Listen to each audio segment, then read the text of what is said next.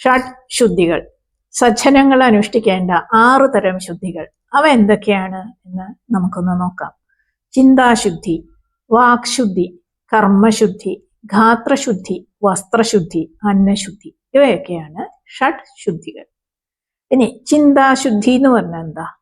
ഒരു വ്യക്തിയുടെ പൂർണ്ണ വിജയത്തിന് അനിവാര്യമായ 6 ശുദ്ധികളിൽ ഒന്നാമത്തേതാണ് ചിന്താശുദ്ധി. ചിന്ത എപ്പോഴൊക്കെ പവിത്രമല്ലാതിരിക്കുന്നുവോ, അശുദ്ധമാവുന്നുവോ, അപ്പോഴൊക്കെ പരാജയത്തിന്റെ, തോൽവിയുടെ വാതിലുകൾ തുറക്കപ്പെടും. ചിന്തയിൽ പരിശുദ്ധിയും പവിത്രതയും ചേർക്കപ്പെടുമ്പോൾ സംഭവിക്കുന്നത് പൂർണ്ണ വിജയത്തിലേക്കുള്ള പടയൊരുക്കാണ്. അതുകൊണ്ട് ചിന്തയിൽ നന്മ നിറയ്ക്കാൻ ശ്രമിക്കുക. നമുക്ക് ചുറ്റുമുള്ളവർക്കും നന്മ വരുത്തുന്നതായിരിക്കണം നമ്മുടെ ചിന്ത.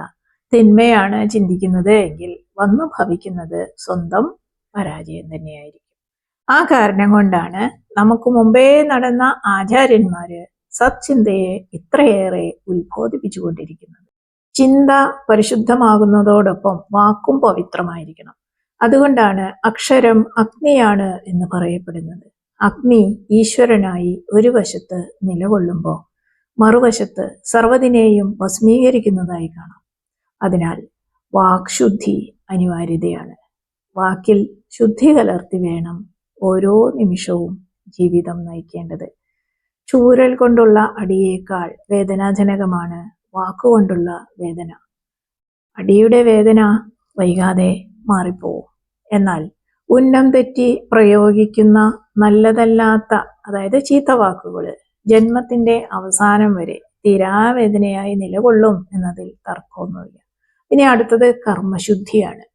കർമ്മത്തിന്റെ പരിപാലനത്തിലെ ഏറ്റക്കുറച്ചിലുകൾ അനുസരിച്ച് പ്രയോഗിക്കുന്നവരിലും ഉൾക്കൊള്ളുന്നവരിലും പരിണാമങ്ങൾ സംഭവിക്കും.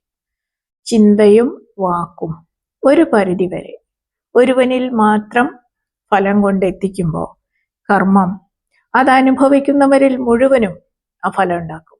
കർമ്മത്തിൽ ശുദ്ധി പാലിക്കാനായില്ലെങ്കിൽ അത് കാലദേശങ്ങളെ കടന്നുള്ള ദോഷഫലങ്ങളായിരിക്കും ഉണ്ടാക്കുക. ഇനി ഗാത്രശുദ്ധി, ശരീരശുദ്ധി. പ്രത്യക്ഷത്തിൽ കാണപ്പെടുന്ന സ്വന്തം ശരീരത്തിന്റെ പവിത്രത സൂക്ഷിക്കാനായില്ലെങ്കിൽ അത് കൊണ്ടെത്തിക്കുന്നത് മഹാരോഗങ്ങളിൽ വരെയായിരിക്കും. രോഗമില്ലാത്ത ശരീരത്തെയാണ് വിവേകികൾ പൂർണ്ണ ശരീരം അല്ലെങ്കിൽ സുഖമുള്ള ശരീരം എന്ന് വിളിക്കുന്നത്.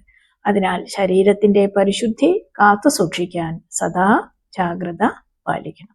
ഇനി വസ്ത്രശുദ്ധി. ധരിക്കുന്ന വസ്ത്രം വില കൂടിയതായാലും വില കുറഞ്ഞതായാലും ശുദ്ധിയുള്ളതായിരിക്കണം. ഇനി അന്നശുദ്ധി, കഴിക്കുന്ന ഭക്ഷണം. ഒരു വ്യക്തി ഏത് നാട്ടിൽ ജീവിക്കുന്നവനായാലും ഏത് വിഭാഗത്തിൽ പെടുന്നവനായാലും ഭക്ഷണത്തിന്റെ പരിശുദ്ധി കാത്തു സൂക്ഷിക്കേണ്ടത് അത്യാവശ്യമാണ്. ആഹാരത്തിന്റെ ഗുണദോഷങ്ങൾ പലപ്പോഴും സ്വഭാവത്തിൽ വെളിപ്പെടുന്നുണ്ട്. നമ്മൾ എന്ത് കഴിക്കുന്നോ എന്ന് ആയിത്തീരുന്ന പറയാം അല്ലെ. അതിനാൽ ജീവിത വിജയം നേടാൻ അന്നശുദ്ധിയും പരിപാലിക്കപ്പെടേണ്ടതാണ്. ഇതൊക്കെയാണ് ഷഡ് ശുദ്ധികൾ എന്ന് അറിയപ്പെടുന്നത്.